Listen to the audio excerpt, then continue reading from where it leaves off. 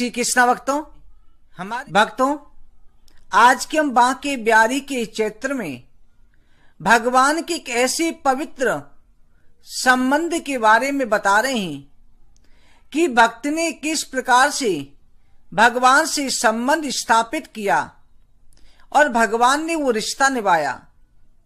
मेरे ठाकुर जी ऐसे हैं, इनको किसी तपस्या की जरूरत नहीं, आपके धन की जरूरत नहीं, इनसे केवल आप संबंध स्थापित करके तो देखो, मेरे बांके बिहारी दौड़े चले आएंगे।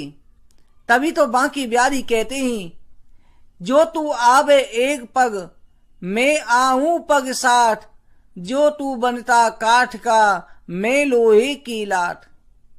तो एक कदम तो बढ़ा, मैं 60 कदम बढ़ाने के लिए तैयार हूं।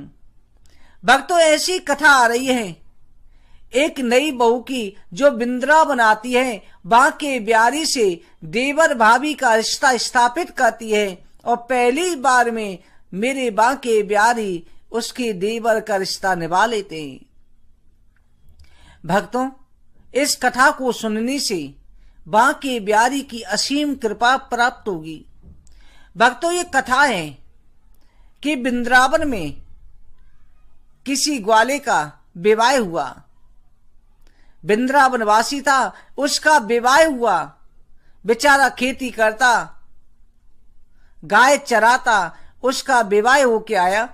तो पहले समय यह था कि जब अपनी पत्नी को लेने जाते थे, बहू को लेकर आते थे, तो साधनों की व्यवस्था नहीं थी, पैदल चल कर के आते थे, कई कई दिन लग जाते थे। वृंदावन में उसकी शादी होकर के आई। आज वो बहू बड़ी प्रसन्न थी कि मैं बचपन से बांके बिहारी की पूजा करती हूं। बांके बिहारी में मेरा अटूट प्रेम है। जब से मैं छोटी सी थी, अपने घर के मंदिर में ठाकुर जी की पूजा करती, बांके बिहारी के दर्शन के लिए लालायित रहती थी। कभी वृंदावन जाऊंगी और वहां जाकर के मैं ठाकुर जी के दर्शन करूंगी। आज ठाकुर जी ने इतनी कृपा करी, मेरी शादी वृंदावन में करा दी। मैं वृंदावन की बहू हो गई। शादी हुई, उसके बाद में वो अपने मायके चली गई, क्योंकि घूंघट लंबा था। पहली बात तो इतनी जान पहचान कोई हुई नहीं। दोबारा में गौना करा करके उसका पति उसे लेकर के आ रहा है। रास्ते में जमुना जी पति है, पैदल चल के आ रहे थे। उसका पति कहने लगा कि तुम यहाँ पर इस जमुना जी के किनारे पेड़ पर चढ़ जाओ, पेड़ पे बैठ जाओ, घूंघट मार के रहना। हमारे गांव के लोग यहाँ पर आते हैं, वृंदावन के सभी लोग मुझे जानते हैं। बड़े बुजुर्ग कोई भी कुछ आए तो कुछ जवाब मत देना। मैं अभी जमुना जी में स्नान करके आता हूँ, थकावट भी दूर हो जाएगी, कपड़ों का ध्यान रखना। इधर जो है उसका पति जमुना जी में स्नान करने के लिए चला गया। स्नान सामने कर रहा है, सामने पेड़ था, वो बेचारी बैठी हुई है। आज बेचारी दुल्हन बैठी हुई है, बहू बैठी हुई विचार कर रही है कि बांके बिहारी इस वृंदावन में रहते हैं, ब्रजभूमि में रहते हैं। मेरे बड़े भाग्य हैं जो मैं वृंदावन में मेरी शादी हुई, वृंदावन मेरी ससुराल है। बांके बिहारी देखने में कैसे लगते होंगे, बांके बिहारी की उम्र क्या होगी। मैं बचपन से उनकी सेवा करती हूँ, उनकी जो मैंने छवि देख रखी है वो कैसी है। घर में तो मैंने उनको फोटो देखा है, पर साक्षात कैसे होंगे। मैं यहाँ पर आई हूँ तो यहाँ पर बांके बिहारी रहते हैं, वो इसी गांव के हैं, वृंदावन के हैं, तो मेरा भी उनके साथ में कोई रिश्ता होना चाहिए। उनकी उम्र क्या होगी, 14-15 साल होगी, और मेरे पति की उम्र 20 साल है। मैंने सुना है कि बांके बिहारी वृंदावन में 14 साल के रहते हैं, 14-15 साल से ज्यादा बड़े नहीं होते। मेरे पति 20 साल की हो गई, इस नाते तो वो मेरे देवर की उम्र के होने चाहिए। क्यों ना मैं बांके बिहारी से देवर का रिश्ता कर लूं। फिर अपने मन में उसके ख्याल आ रहा है, मन में सोच रही है, उमंग आ रही है। जब मैं देवर का रिश्ता करूंगी तो बांके बिहारी मुझे भाभी कहकर के बुलाएं तो कितना अच्छा लगेगा। मेरे ठाकुर जी मुझे भाभी कहें।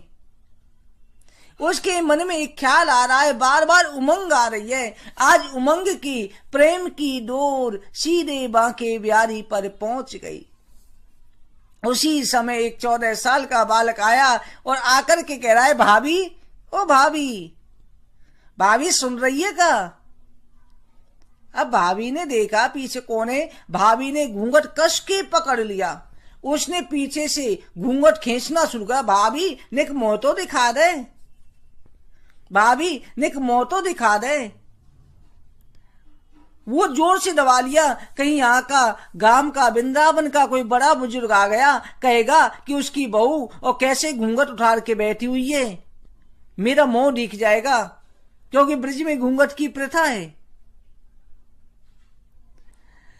इस तरह से जब वो घूंघट जोर से दबा लिया, वो खींचने लग गया और खींच करके भागा। उसका चेहरा भाभी ने आज देख लिया, उस बहू ने देख लिया, अरे ये बालक था, चला गया। उसी समय उसका पति आ गया।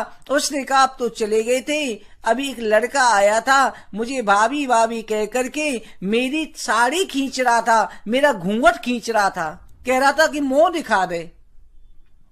अब तो उसके पति को गुस्सा आया, ब्रिजवासियों की भाषा में बोला, वो साला अभी मिलेगा, उसको अभी देख लूंगा। ब्रिज भाषा में गाली देने लग गया कि चिंता ना कर, वो छोरा कहूं दिख जाएगा ना, सारे में देख लूंगा, तुम्हें बता दीजो वृंदावन कोई ज्यादा बड़ो ना है, मैं वृंदावन में वह ढूंढूंगो, काऊ गली में नजर आ जाए मैं बता दीजो।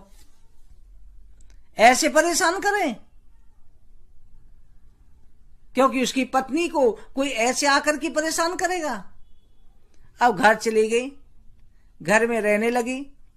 अब उनकी सास कह रही है कि बेटा शादी हुए कई दिन हो गई, तू बहू को बांके बिहारी के दर्शन करा ला, बांके बिहारी के अभी तक दर्शन ना करे, जोड़ा को दर्शन करवे जानो जरूर पड़े, हम ब्रिजवासीन को ये नियम है।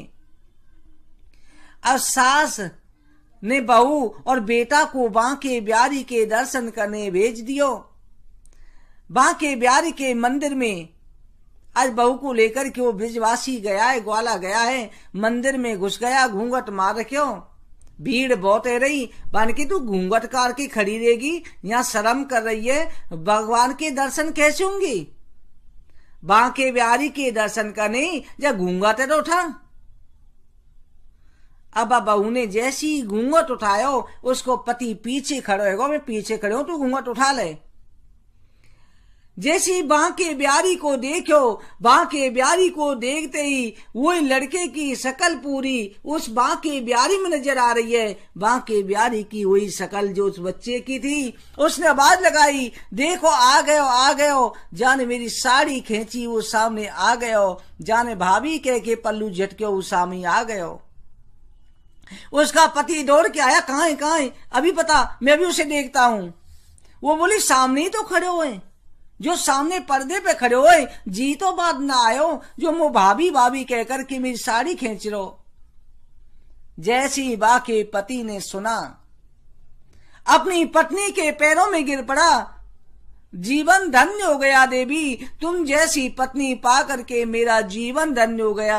मैं वृंदावन में जन्मा, वृंदावन में मैंने 20 साल निकाल दी, आज तक मैं ठाकुर जी को पा ना पायो, बड़े बड़े ऋषि मुनिवा के दर्शन ना कर पाए, और तेने एक दिन में रिश्ता बना लियो और ठाकुर जी के दर्शन कर लिए। ठाकुर जी ने तो पुकारो, तू अपना लई, अपनी पत्नी के चरणों में गिरा। आज उसकी पत्नी को जब होश हुआ कि बांके बिहारी स्वयं मेरे देवर बन के आए थे, आंखों से आंसू की धारा बहने लगी। हे कृष्ण, हे माधव, वृंदावन में पति पत्नी दोनों राधा कृष्ण के प्रेम में खो गए, भगवान के निकुंजन में प्रवेश कर गए।